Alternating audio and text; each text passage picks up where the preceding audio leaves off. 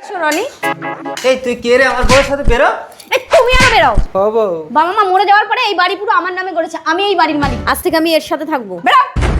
ও বউ, আমাকে বের করে দিও না, আমার কেউ নেই, আমি তোমার সব কাজ করে দেবো। তাহলে আজ থেকে আমাকে বউ বলবে না, তুমি এই বাড়ির চাকর। রনির জন্য চাকর আনো। চলো রনি। এইটা আমাদের বেডরুম। তুমি এখানে বসো, আমি একটু বাথরুম থেকে আসছি। বউ তুমি বাথরুমে যাবে? আবার বউ?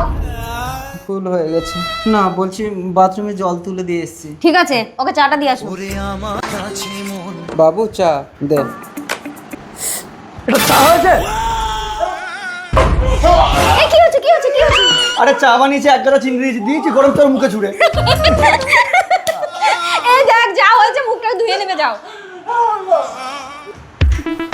একদম বোকা। আমার বাবা যখন বেঁচে ছিল কি দেখে যে এর সাথে আমাকে বিয়ে দিয়েছিল।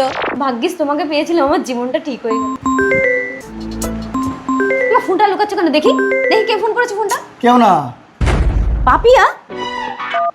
হ্যালো রনি, তুমি কোথায়? ঘরে আসবে না?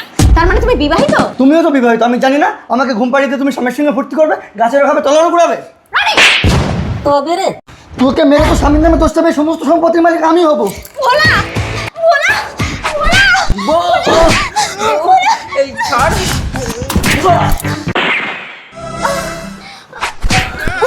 বউ, ও বউ, বউ, এনে ধর তোর বউকে, তুই গুলি করেছিস, আমি পুলিশ ডেকে আনি। বউ দাঁড়াও, তোমার কিচ্ছু হবে না, আমি ডাক্তার ডেকে আনছি। বুড়িটা পেটে সাইডে লেগেছিল বলে অল্পের উপরে বেঁচে গেল। আসি। প্রণাম ডাক্তার বাবু। ও বউ, বউ। এই ভোলা, চল জেলে। তুই তোর বউকে গুলি করেছিস। বাঁচলো কি করে? না, আমাকে রনি গুলি করেছে। রনি বাবু চলুন। তুমি আমার পায়ে হাত দিও না গো। আমি তো